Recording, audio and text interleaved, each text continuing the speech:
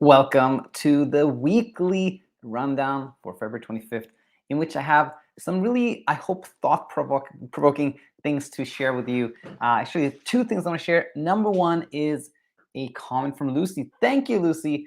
This was, I want to share what is maybe the most remarkable description of insomnia that I ever came across, and it was this week.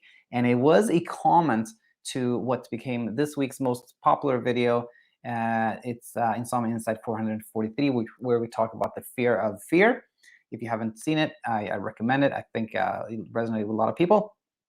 But I had a conversation in the comment section with Lucy, and she said the following. I think the conversation was meaningful to her. She said, "Thank you, dearly Daniel.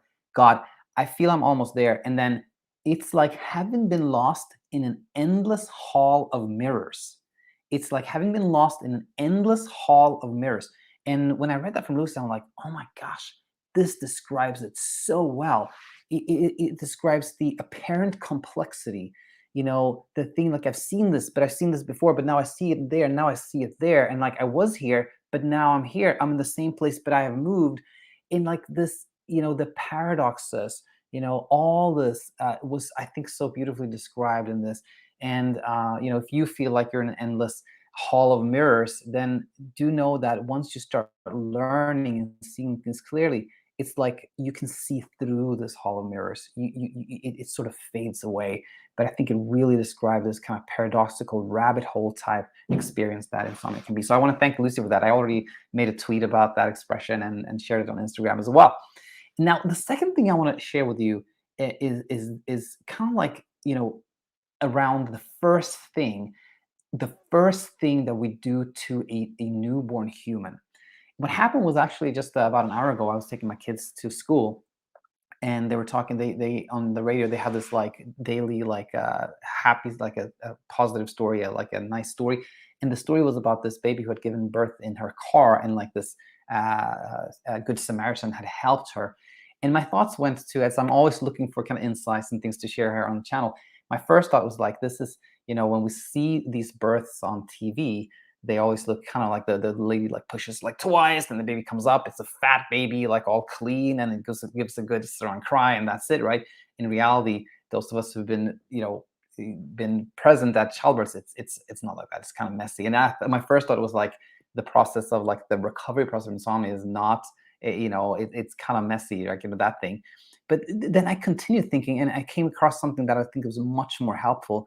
And I thought about like a birth in a hospital, and then I realized like what actually happens there is that as soon as the baby comes out, what do we do before anything else?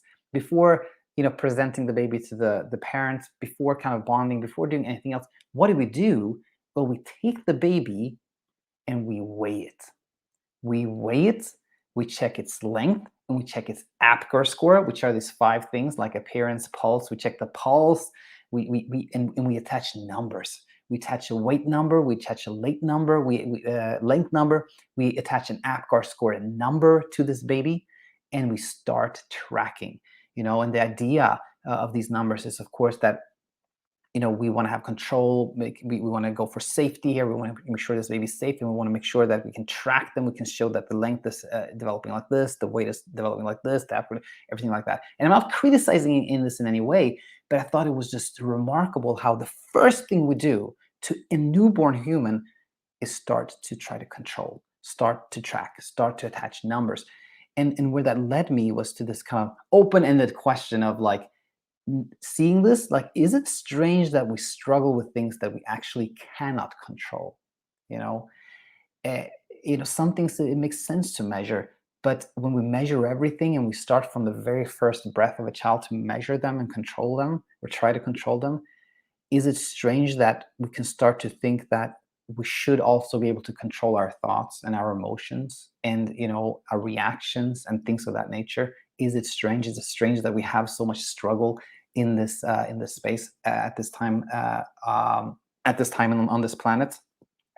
Curious to hear your thoughts. I would love to hear your thoughts on this.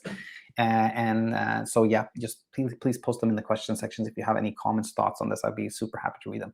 So that's the rundown for today. Look forward to having you here next week. We had two, actually, there were two success stories that were supposed to happen this week, in addition to Tom, that were rescheduled. So hopefully we have those two guests coming on soon. And oh yeah, one more thing. I just completed the first draft of Tales of Courage, this book where I'm taking the success stories and putting them in black and white in a book form. I think it's super powerful. I'm super excited about it, so I want to share that too. All right, that's it. Have a nice weekend now, and see you soon. Bye-bye.